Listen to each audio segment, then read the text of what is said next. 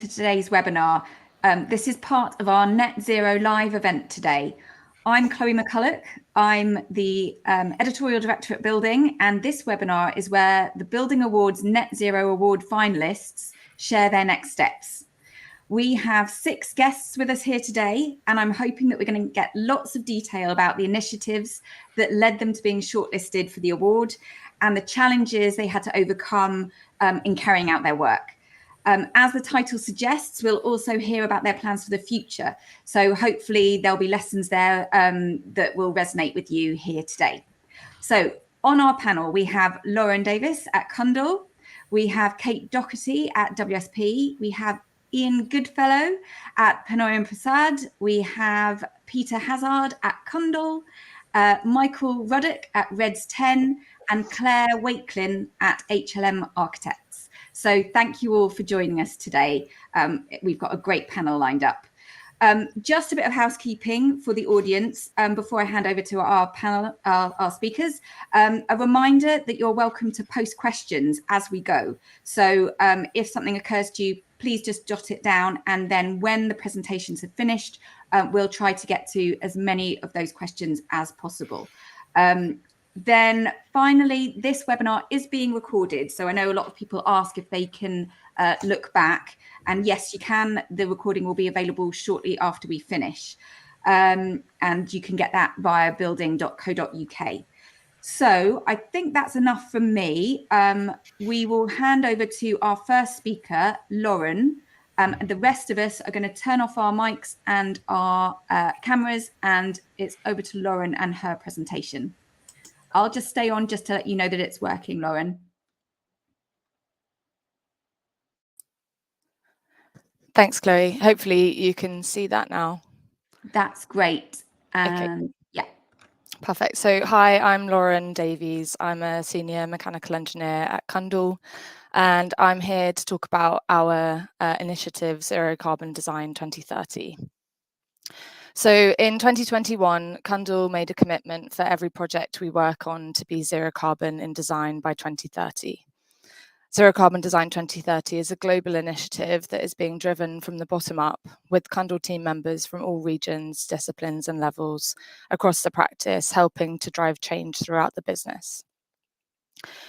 The overall goal is broken down into steps along the way, with milestones in 2024 and 2027. And the first milestone, which was at the end of last year, to outline pathways for all of our projects. Historically, sustainability on projects had been managed by our specialist team, with many staff relying on them to drive the agenda. My personal experience at Cundall began on the graduate scheme as a mechanical engineer in the building services team, but I'd always been interested in sustainability generally, so I took the chance to do a secondment with their team as a graduate. At the time, that felt like the only way for me to combine my interest in sustainability with my job. But then it was back to the building services team, where my day-to-day role didn't involve that focus. Personally, I wanted to do more, and I felt like there was scope to do so in my team, but as a junior engineer, I didn't know how to make that happen. And this is sort of the key thought behind zero carbon design, really. Cundall wants to enable everyone in the business to make their impact and work towards achieving the overall goal. The initiative aims to empower all staff to get involved at all levels in every discipline and across all of our regions. So initially, the initiative was a culture change program, focusing on how we engage all of our staff globally to get them involved. And this provided a real challenge straight away, because there's different levels of experience and also enthusiasm from on an individual level, but also from different teams and across different regions. People are in different places on the kind of process to net zero.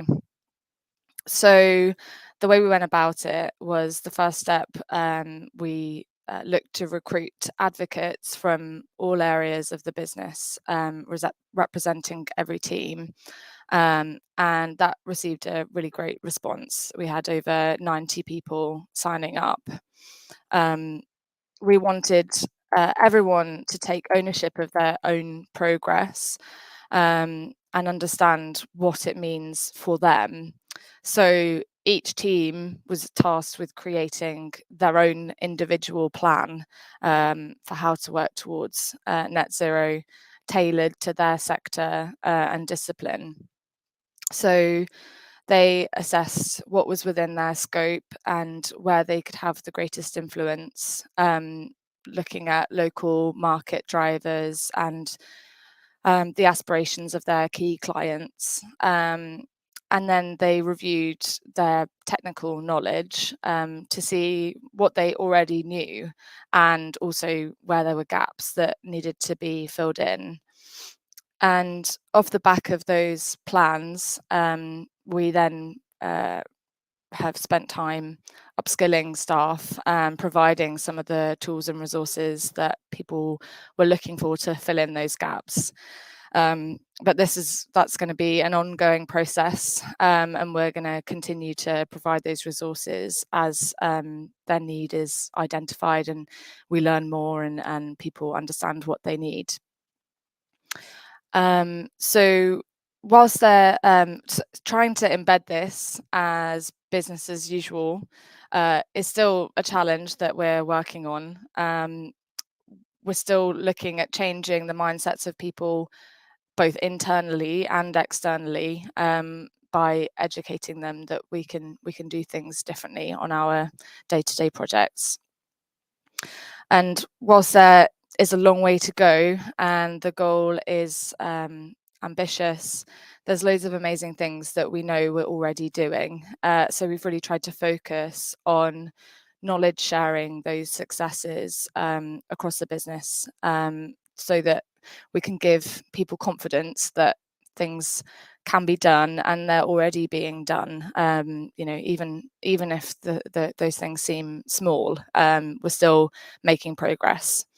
And this has been done through thought leadership, monthly newsletters and internal webinars. And looking at the future, we're looking at how we can further influence our clients and others in the industry. We already have loads of great clients that are engaged in achieving net zero, and we want to help with getting everyone on board. And that's it. So thank you for listening to this about zero carbon design. Thank you so much, Lauren. I think what's really interesting about that is, understanding how you get a whole company on board with net zero, not just a specialist team. So can I just ask you, just whilst we're talking, how much of a difference has that made to your day-to-day job, feeling like you are engaged and it's a core part of your purpose at Cundall? On a personal level, I've really enjoyed the process because, as I say, it was something that I wanted to be doing anyway. And I think that that's really common with a lot of people. It's not uncommon to have a sense of the need to be focusing on this. And I think we've just tried to bring it to the forefront so that it's, part of all of our conversations. Everyone's talking about this as the first step rather than an add-on or someone else's responsibility. So it's been really great. Wonderful. Okay, thank you very much, Lauren. I'm sure we'll come back when we have our general discussion about how we engage lots of people, especially the next generation of engineers and designers and contractors with the net zero agenda. Right, we are going to move on to our next speaker, Kate Doherty at WSP. So Kate, if I could invite you, and Lauren and I will turn our webcams off, and it's over to you and your presentation. Thanks, Kate. Super. You can see my screen. Yes, that's looking great. Thanks. Oh, wonderful, wonderful. Excellent. Okay, super. Thank you. So, hi, I'm Kate Doherty. I'm head of Net Zero for Building Services at WSP in the UK. And thanks very much for having me. So really, it all started back in 2020 when WSP in the UK made this really big promise, a promise that we would halve the carbon footprint of our designs and advice by 2030. And of course, this sat alongside our existing commitment to go carbon neutral in our operations, but the impact of this new promise was to be so much greater, because we know, for those of us designing and building the built environment, that the greatest impact that we can have on the climate emergency is addressing the carbon footprint of the work that we all do. In fact, the baseline carbon emissions of our projects in WSP UK, just in property and buildings, is actually 100 times more than the annual corporate carbon emissions of the whole of WSP UK. So, this can make a really, really big difference. Now, it's important to understand that our starting point with this, it wasn't a thorough investigation of what we thought would be reasonably achievable and then kind of work backwards from there to come up with a promise. We really did start with the need to make a really bold statement, one where that kind of ambition really was a match to that enormous challenge, the challenge that we all face. So this promise, it applies to all areas of our expertise at WSP, not just buildings. Obviously, we have transport and infrastructure and energy, earth and environment.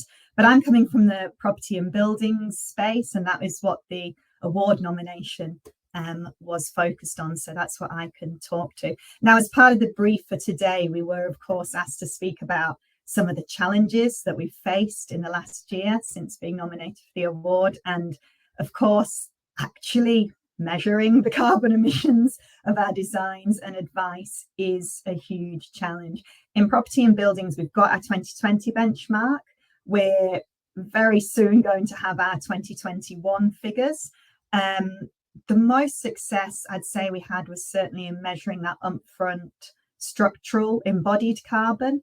But as I'm sure many of you have experienced, the embodied carbon of MEP and the accurate prediction of operational carbon over a building's lifetime, that takes more time and it's more complex. But beyond just the figures, I think what this promise has provided us with is it's an invitation to our teams at all levels of the company to create and to innovate. It was really a mandate for us to go ahead and do what needs to be done. So what I'd just really like to do, we've only got 5 minutes each, is just to share a couple of those innovations that have really grown out of this initial promise, this initial mandate. So if I just turn that sound off, super. So one of the things that was really in its very early development stages, back when we were shortlisted for the award, was DAISY. This is our multi-objective optimization tool. And this tool's come a long way in the last year. Whoops, I'll just press play on that, that would help. There we go. Yeah, the tool's come a long way in the past year, and now we're very successfully using it to help our clients to optimize designs at those very early concept stages, which is, of course, where we really can have the most impact on carbon emissions. That video on the screen here is showing an optimization of operational carbon, embodied carbon, and daylight based on different orientations, different form factors, and different glazing arrangements. Now, if you want to know more about DAISY from the really brilliant people who are actually developing it, then we've got a webinar happening on the 24th of May. I popped a QR code in my final slide. So if you want to kind of sign up to that, then get ready with your phone for that QR code to go up to the sign up page. This is another example of one of the wonderful innovations that's emerged in response to that carbon reduction commitment. And this is the steel reuse tool that's being developed out of our structural engineering team. This tool, it helps our teams to integrate reuse steel elements into their designs. And so kind of course, avoid the need for new steel production which is obviously super carbon intensive. This tool cross-references a database of available reclaimed steel with the steel elements of a project to sort of identify potential matches. And it can really cleverly optimize the structural design to maximize the amount of steel that can be replaced. And of course, this is really leading to some significant embodied carbon reductions in our designs. We're using this now. This is one of our ongoing case studies. This is Sloane Square House. Our team have just completed stage 3, and we've got 100% reclaimed steel specified at this point, saving 35 tons of carbon on that. So look, that's just a bit of a flavour of the innovation and the engagement that's been driven by that commitment that we made 2 years ago. There's lots of other things happening. We have champions in all our offices, in-house training, development of other tools, engagement with industry bodies. But I think the long and short of it is that we've challenged and empowered everyone in the business to work together, work with our teams, work with our partners, especially work with our clients to make those lower carbon design choices and to really grow our skills and to innovate. So thank you. Thank you so much, Kate. I just want to pick up on the last tool that you mentioned about using reclaiming steel, because obviously that is a big, a really big issue for the industry. And could I just ask you how long WSP was working on that tool, before you launched it, and what it kind of took to bring it to market, really? Do you know what? I don't know exactly how long the structural team were working on it before they kind of told the rest of us about it. But certainly the way we kind of develop tools is not necessarily wait till everything's perfect to be able to start talking about it, because we want to share beta versions with our clients. We want to share that knowledge with the industry and not keep it quiet at all. So I believe they've just been working on that for the past year, and it's certainly at the point now where we're starting to use it on projects. But you're right, we've been hearing so much about it over the last year. It's something clients are really interested in, and it's something that there's still a lot of nervousness about as well. So, the more opportunity we've got to use these tools and to generate case studies and to show that it can be done, I think that's really, really important. And that nervousness is coming from just clients not being sure about the structural integrity of reused steel. Is that right? Yeah, absolutely. And also there's just always nervousness about things that haven't been done that much before, which is what in the world of moving towards net zero carbon building design is what we're kind of dealing with on a day-to-day basis, asking our clients, asking our teams, asking contractors to consider kind of taking a leap and doing things that haven't been done before. So it's just really important that we all do what we're doing now and share our knowledge and share our successes and just try and move that forwards. Absolutely. Thank you so much, Kate. That was a great presentation. So we're now going to move on to Ian, and he is going to hopefully here you are. Wonderful. I will turn off my camera and it's over to your presentation, Ian. Thank you.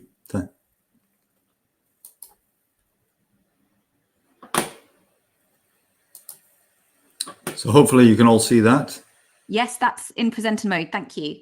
Excellent. Good morning, everyone. I'm Ian Goodfellow, Principal at Perkins & Will, formerly Penor & Brassard. And I'm going to tell you about how we designed Pearl to be University College London's first net zero carbon in use building.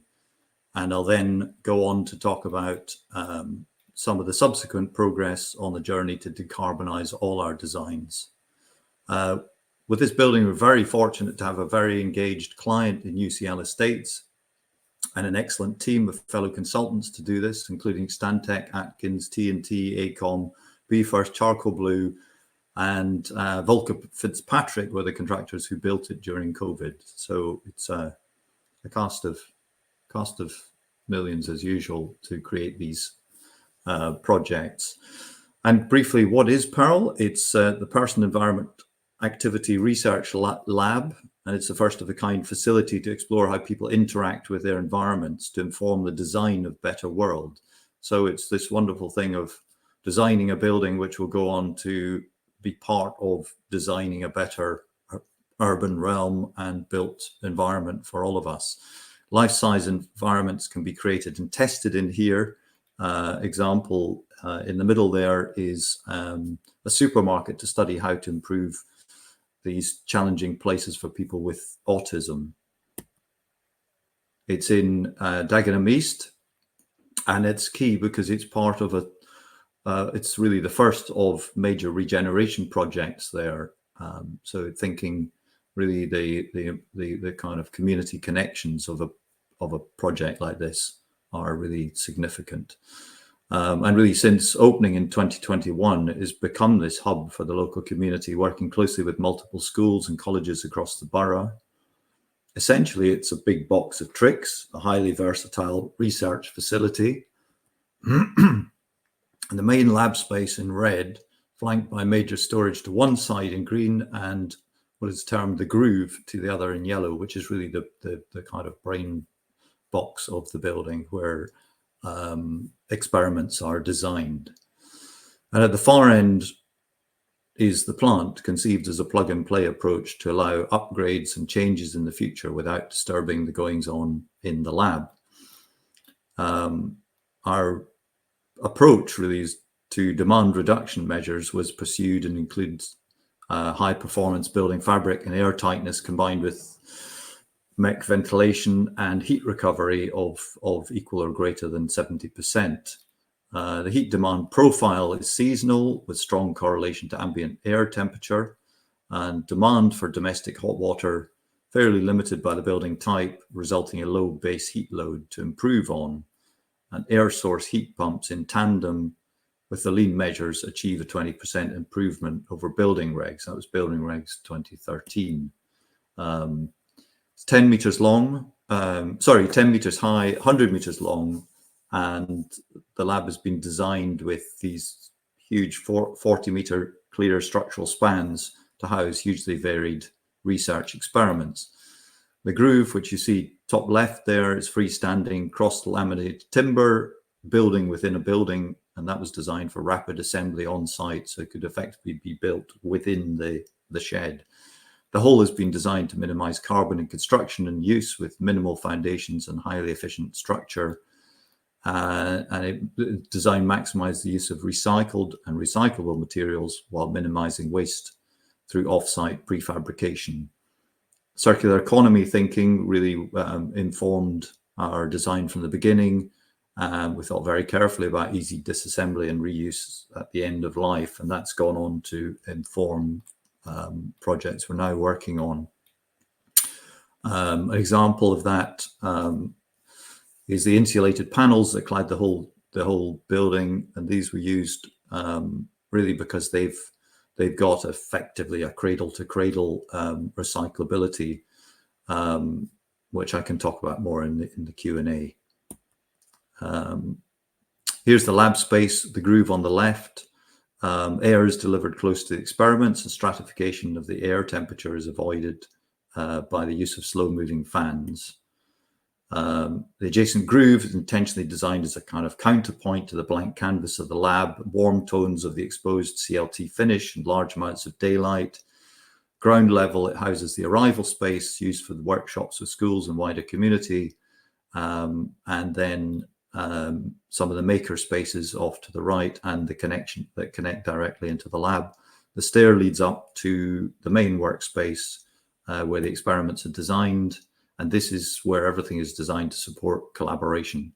Spaces flow into one another, and all the furniture is easily reconfigurable and to suit any activity.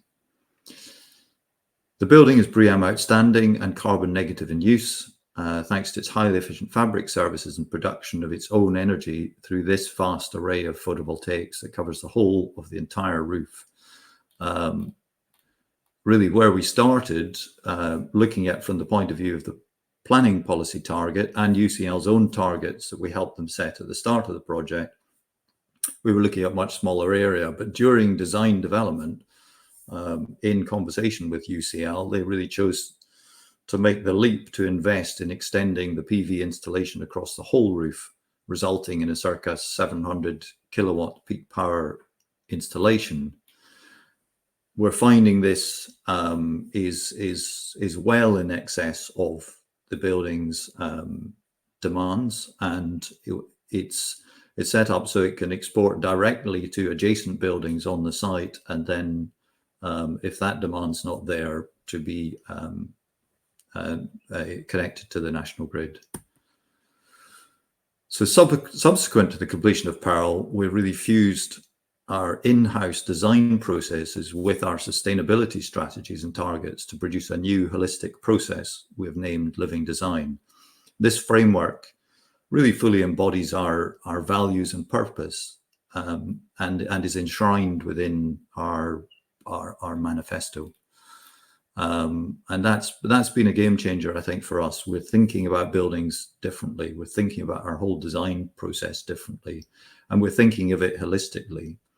Being part of a global practice now means we have access to a wide range of excellent environmental design tools for measuring carbon, for analyzing orientation, daylighting, etc., for modeling envelope, etc. This living design process is really helping us to stay highly focused on zero carbon, while also looking beyond to our bigger, longer term goal of truly regenerative design. Thank you. Thank you so much, Ian. I'm just going to hold on to you for a second just to ask you a couple of questions that I've got. Just your final point, actually, where you say ultimately you'd like to get to the place where you're actually talking about regenerative design. Mm-hmm. How far off do you think that is in terms of just an industry aspiration? You don't get that many. You don't hear that term that often. We talk about net zero, but we don't often then, broaden out into actually regenerative design. Could you just explain what you mean by that and how far off you think we are from it? Certainly. I think we're quite far off. I think it's part of a paradigm shift. What are the values that really truly underpin our society? What is it that makes us want to do things, to live within our planetary boundaries, to find a more embodied relationship with our natural world rather than a sort of abstracted one that you could say 21st century capitalism in extractive economics really positions us in. So we've got a journey to make, but I think we're all on that journey, even if we're not aware of it. And I think that's a very exciting thing, but it's an incredibly challenging thing. How do we redesign things to sit within nature cycles, or at least be able to sit parallel to, but not to interfere negatively with? So I think that's the big existential challenge, really, but also one that we are very excited about galvanizing ourselves and focusing on. Okay, well, it's great to hear that that's ultimately the aspiration, and even if we're only in the starting stages of the journey there, it's good to be ambitious, I think, is what you're saying.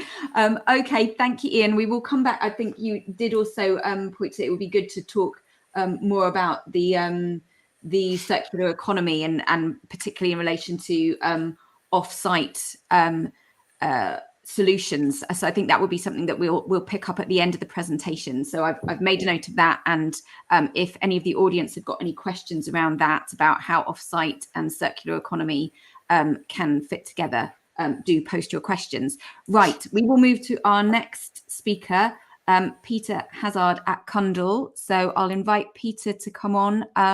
Ian, I think you just need to stop sharing your screen, and Peter, yeah, here we go. And I will turn off my camera. Over to you, Peter. Right, thank you. I'm just going to share this.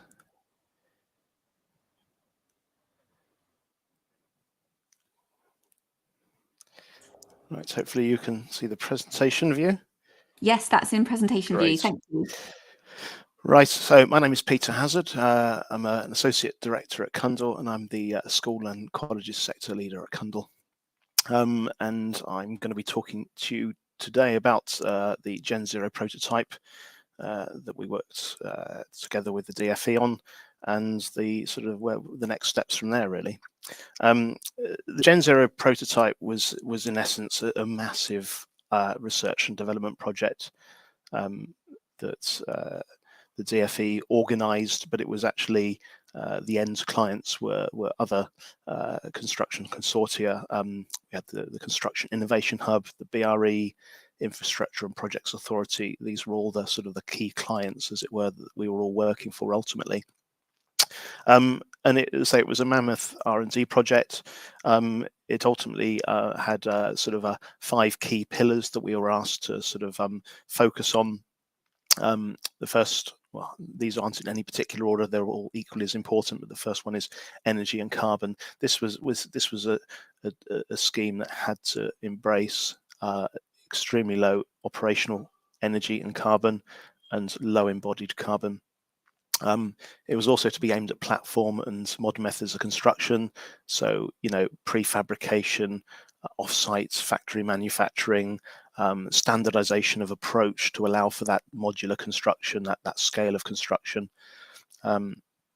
It was also very focused on health and well-being issues, so this was very much the indoor equality of the environments was a key focus. The biophilic response of the site was a key focus as well. Social and community value was also very strong sort of focus for this study as well. And the whole piece had to be focused, user centric. It had to be focused on the end user, ease of operation, ease of maintenance, and future sort of deconstruction or adaptation to change any potential downstream use. So a very challenging project, lots of things there we had to think about from an R&D perspective. And that was probably one of the greatest challenges. It was such an open brief that, where do you start and where do you finish? And as a team, we sort of worked through that. Probably spent far too much time optioneering and looking at various different strategies and ideas, but ultimately we got there in the end with these sort of succinct schemes that actually met that brief and consider all of those 5 pillars. And it's important to point out this is the one of the 2 schemes that this project included. It had to look at an exposed sort of open suburban site, greenfield site. It also was asked to look at a very tight city centre site, but underpinning that was with the same standardization of design. So this whole design had to be flexible and stack up from this more spread out suburban response to more stacked vertical, tighter urban sites. The other massive challenge faced as soon as we pretty much won this project, COVID happened. So what was meant to be a big collaborative project, we couldn't collaborate in person anymore. This was all done on Teams and Skype and things like this. And actually it worked that we're all used to that now, working on Teams and other platforms. And, there was a big learning curve for us, but it worked out very well in the end. I don't think we had a single face-to-face meeting on the sort of 1.5 to 2 years this project was going ahead. In terms of what that meant for us, as we were just part of the team, the building services and environmental consultants. For us, this was all about passive design, of course, and we ended up with, maybe actually not too different to the way that the schools were designed previously under the Priority Schools Building Programme, and now a lot of this has gone into what the DFE is now delivering under Spec 21 and the School Rebuilding Programme. It is passive design, was ultimately presented itself as the lowest energy, lowest form of carbon. Keep it simple, keep it natural. No thermal mass, because actually concrete very poor in terms of a body carbon, but we found ways to sort of do other things with the design of the building and stack ventilation and purge ventilation to ensure that we had the same benefits, had the same indoor thermal comfort and air quality, etc. And where we ended up with was something that was extremely low carbon in operation, was offset to be 100% met by on-site renewables, to be sort of carbon negative in operation ultimately, and also extremely low embodied carbon when you take into account sequestration as well. So where do we go from there? Well, various things happened after this. One of the things we're currently working with the DFE is energy pods, because whilst it's great looking at those sort of new builds, optimized design projects like Gen Zero, there's a massive amount of retained estates that there isn't the funding to replace a lot of the school and colleges estates in a sort of a timely 50 to 100 year cycle. There just isn't the funding to do that. So the energy pods is looking at how we actually decarbonize that retained estate, stuff that's still got useful working life. It would be prohibitively carbon expensive to demolish it and build new build anyway. But how do you decarbonize what you've got? And of course, there's the fabric improvements that could be made, but some of those are prohibitively expensive in their own right, and you've got to look at them from a sort of an embodied carbon perspective as well as an embodied carbon perspective.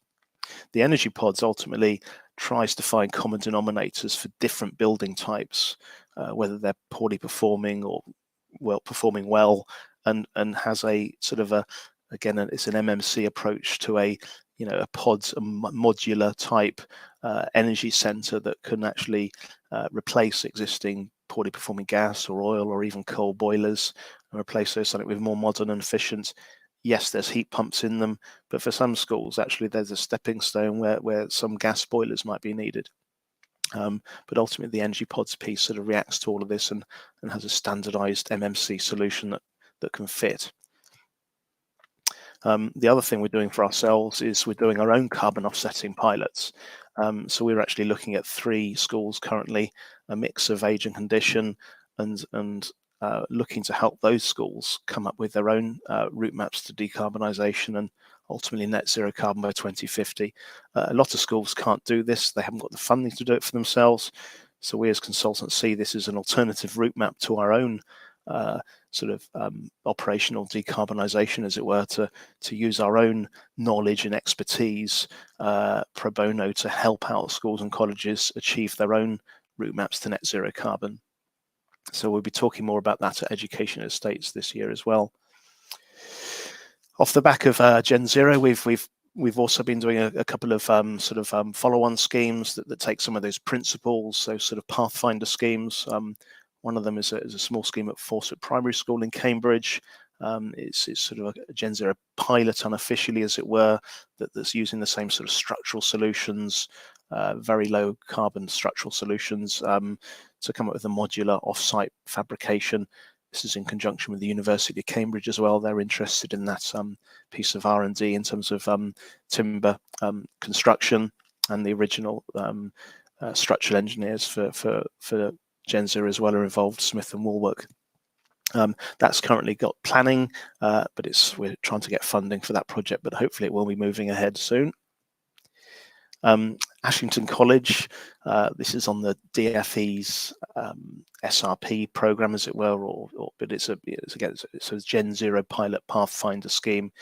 The idea is that that's taking those principles of the Gen Zero, not so much the structure, but the structural grid and the ethos of the teaching block, the commons block, and the sort of ancillaries block, and applying that to that college project that's up in sort of Newcastle way. That's currently sort of at design stage, REBA stage 3 at the moment, but hopefully moving ahead on site later this year. St Mary's Primary School in Derby, that's another scheme we've been involved with as a pathfinder. It's a biophilic pathfinder that's sort of on site now with Tilbury Douglas, and that's something we've been involved with, just assisting on that building services and environmental piece. And the other thing we're looking at is more a nuts and bolts thing, but with this move to net zero carbon, we're all moving to sort of heat pumps rather than gas boilers. Heat pumps are electrically driven. that means that everything's getting, you know, a lot more electricity is needed on a school site. And unfortunately, there's a propensity in the industry to actually sort of worry about that and over design for that. So adding loads that heat pumps give, as well as all electric catering and ICT and small power, we can actually end up over designing things. So we're coming up with tools now that actually look at a sort of estimating a maximum demand on a daily profile that's all linked back to those energy use intensity targets that the DFE are setting for us on school projects now, and actually coming up with realistic maximum demands that allow us to sort of optimize the electrical design for that site and not over engineer it. So that's a very brief summary of all the things we're working on currently. Hopefully that's been interesting. Thank you so much, Peter. That's really fascinating. Really fascinating to hear about the pilot projects and the work that's going forward on all of that as well. So very encouraging, because obviously the school estate, as you were saying, doesn't have huge amounts of budget on new builds. So all of the work around making the most of existing estates is also really interesting. So thank you for that. We might have time to come back to a bit on that when we get to the end of the presentations. I think we've now got a joint presentation. So I'll invite Michael and Claire to come along from Reds 10 and HLM Architects. And I will leave it to you as to how you're going to do your presentation. And I'll just confirm that we can see it all. Great, thanks, Chloe. I'll share and let's check that works.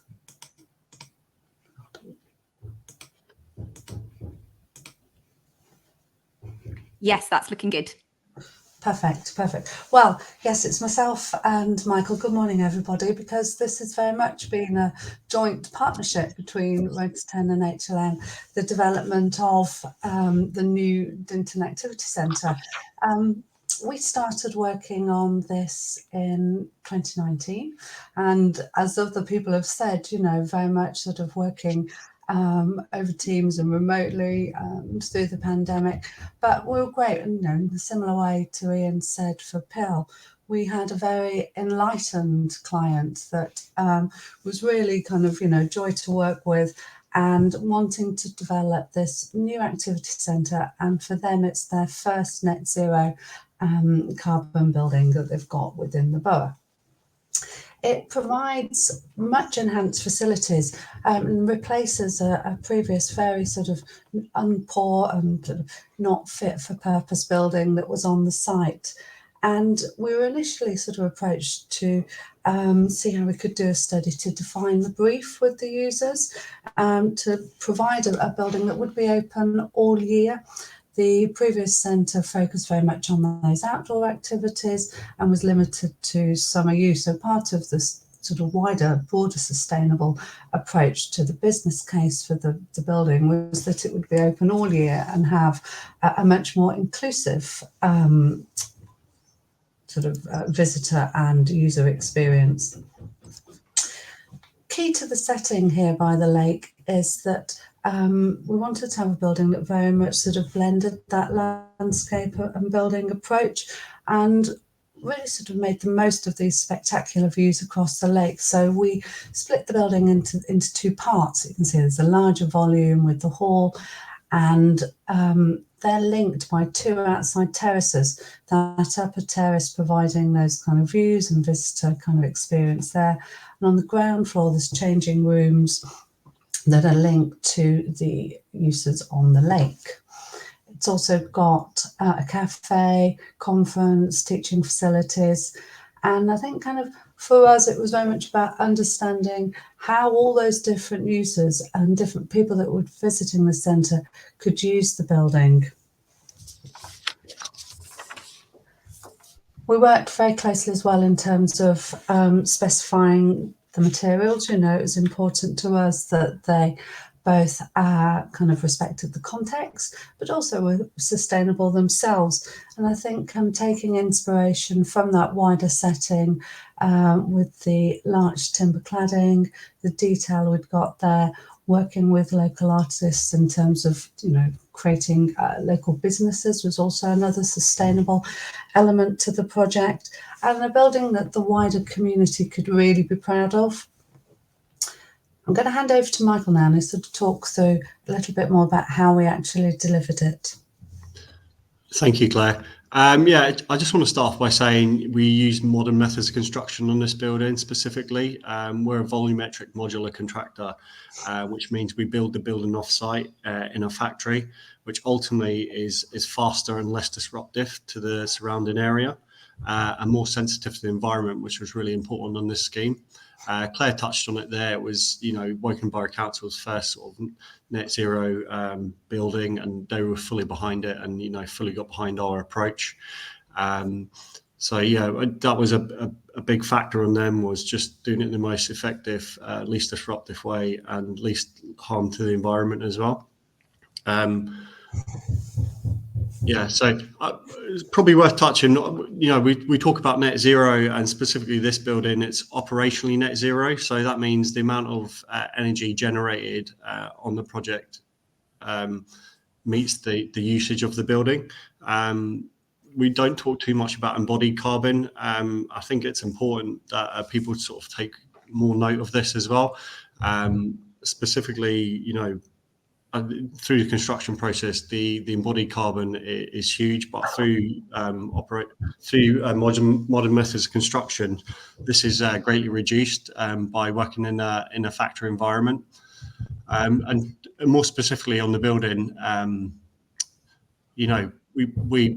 we designed it with as low as U values as possible. So sort of, it's more previous build, but down in the bottom right hand side there, we show you sort of what the roof, wall and floor sort of standard U value requirements are, and obviously we come in significantly lower in those.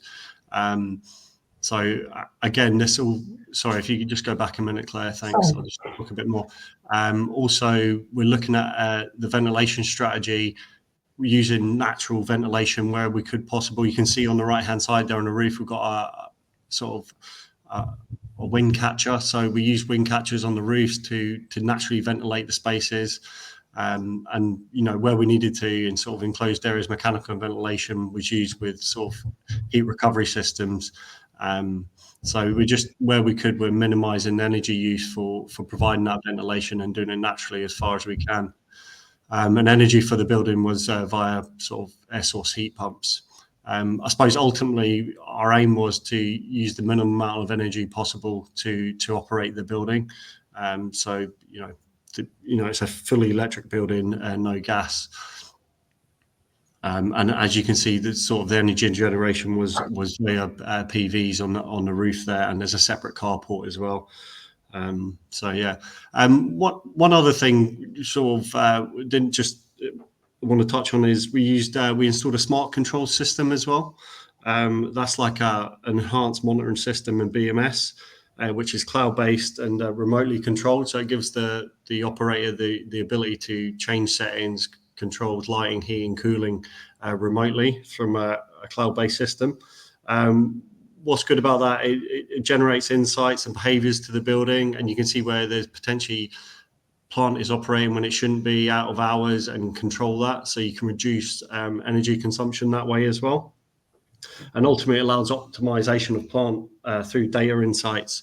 I know we've taken learnings from it, from plant usage, and actually were the engineers over specifying the plant sizes, because ultimately if you can reduce the plant sizes, it reduces the energy usage as well.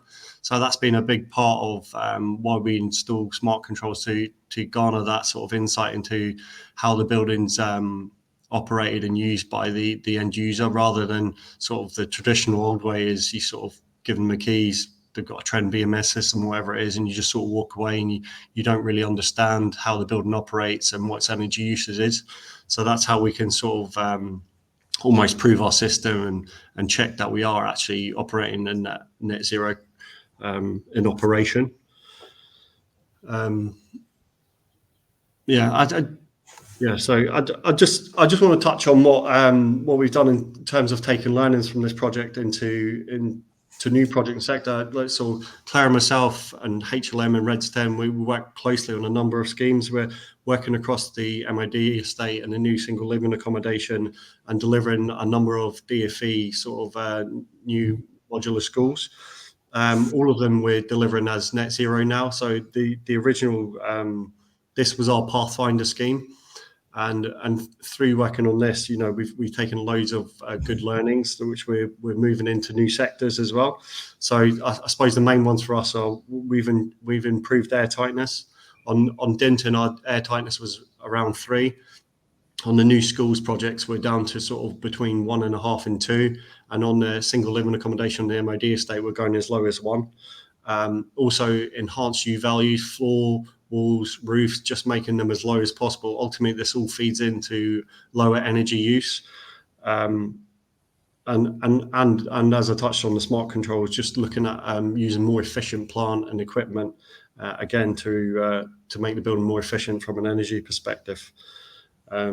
So yeah, I think it was a great scheme, but it was just our starting point. And since this, we've developed it significantly on all the new projects going forward, all the new schemes we're doing for the DFE, the MOD, and now the MOJ. We're sort of doing them as net zero projects. It was interesting what Peter touched on there on the energy pods.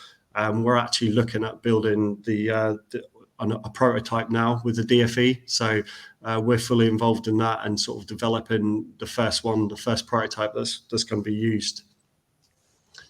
I think that's it from me in terms of Claire. Don't know if you want to add anything to that. No, I think just to say thank you to everybody. I mean, the quote sort of says it all there, really. You're quite right. It was our first project, wasn't it, in many ways? And there's been a lot of learning that I know ourselves and the borough have taken from it, both in terms of how they commission buildings and, you know, what they're looking for from a client perspective.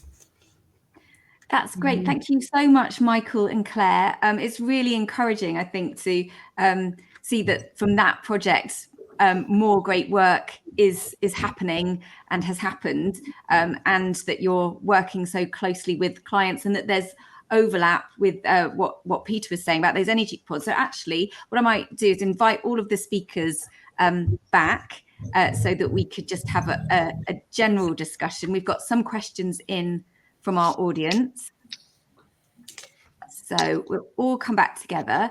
And I think I might just quickly check on that energy pod idea.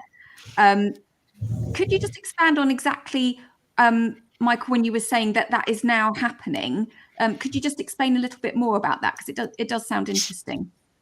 Yeah, I think basically you've got all these existing buildings in the sort of education estates, MOD estates. All, you know, they weren't designed with, when they were originally built and installed, they weren't designed with net zero in mind. Obviously, it's at the forefront of the agenda now with the sort of the climate emergency. And what it's doing is coming up with a way of retrofitting almost more efficient plant rooms in these existing buildings.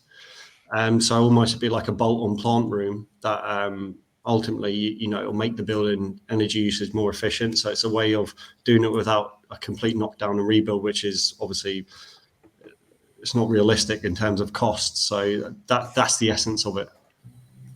Brilliant. Thank you so much. Right. So I'm going to go to one of the questions that have come in. There's one question from David around, I think this goes back to Kate's presentation, actually, around how mature is the supply chain for reusable steel. I've got the feeling, Kate, that it's at the early stages, but could you expand on that? Oh, sorry, just need to come off mute with your microphone. If you scroll down on your screen, there should be, hold on a second. We might just try to unmute you. Hold on one second. Let's see if I can do it. This should be on your screen. You should be able to unmute. But if you can't see that, I might see if we've got some technical support in the background. So I'm going to move to another question just while Kate sorts out her mic. Don't worry, that's fine. I might move to Ian's point. Ian, you mentioned these panels that you used on your project. and these insulated panels and the cradle to cradle nature of them. Would you like to expand on that point? Yes, yeah, I'd be happy to. I mean, I think circularity, it's all in its infancy, isn't it? So we're having to do a lot of thinking about how to properly approach that. And in fact, shortly after Bernard Mossad joined with Perkins and Will, the interiors team in London set out a whole route map to zero carbon, and have really been pioneering in the interiors world, a whole approach, which has led to really interesting developments. And actually, you can see that supply chain galvanizing around it quite quickly, whereas previously you could say it was almost like an adjunct to the fashion world. There's lots of disposability, really. Now we've just completed a headquarters for the European Bank for Reconstruction and Development, which has really gone that extra mile of looking at furniture which can be disassembled end of life, with minimal use of glues, etc. So it's incredible how fast these things can change when there is actually demand, and obviously a large project that everyone can get around. For us at Pearl, we looked really carefully at these things and sort of, from the beginning, it's how do you actually, you don't just get obsessed with certain elements around how to model it. It's actually to in the very briefing to make sure that the building is the right size. So we actually resized the building through very careful consideration about all the operations that are going to happen inside, and managed to reduce the overall area by about 40%. And then we set about inquiring with the client about, did they really need a gantry crane? And we found a way of doing that without a gantry crane across the whole thing, which then meant we could reduce all the foundations right down. And then when it came to actually looking at the circular economy elements, we found an insulation panel which could then span 7 meters between the primary steel columns. So it's rigid stone wool insulation core with a thin metal skin either side, the inner side being perforated so it does all the acoustic absorption that we need in the lab. And it ends up with a really efficient way of constructing the building, which got us good air tightness, but also means you can actually take this thing apart at the end of life. And the steels, keeping the steels all repetitive, so you've got portal frames that could be repurposed or go back into some kind of steel recycling. That's fantastic. I think it's really, really encouraging to hear how fast things are moving on. Just that's bridged really well, actually, to the question to Kate around steel reuse. So I think can you hear me now? Yes, we can hear you. Sorry. Yes, how mature is the supply chain for reuse steel? I think somewhat is kind of possibly the short answer there. I know there's two stockists that our structural engineers work with, EMR and Cleveland Steel, who are slightly different. But interestingly, I was in a contractor engagement session not so long ago. I won't mention the players or the project, obviously, but we asked this question around, okay, we're thinking of using reused steel on the project. What are your thoughts on that? And we had 3 very different responses from 3 different contractors. One was, yeah, brilliant. We get that. We're doing it. We're totally on board. No worries. One was, oh, okay, but make sure you talk to us about it really, really early and we'll work with you. And one was, no, I don't think so. We're not quite there yet. We're not ready. So I think that for me kind of summed it up.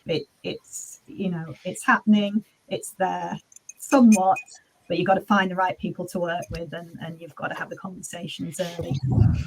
Well, that's probably a very good note to end on, and it takes us to our full hour. So all I've got time for is to say thank you so much to our panel. It's really great to hear about your fantastic work, the work that got you onto the shortlist and that is propelling you forward with your next projects. So it's very encouraging to have a webinar like this. There's lots to take away, I think, for the audience. And if you haven't managed to watch the whole of this in this setting, it will be available on demand. So it's just for me to say that Net Zero Live continues today. We have another session at 11 a.m. and that is on retrofitting, and we have one at 2 p.m. which is talking about specifying for net zero carbon in the commercial sector. So please do join us for those two sessions, and thanks to my panel this morning. Goodbye. Thank you. Thank you.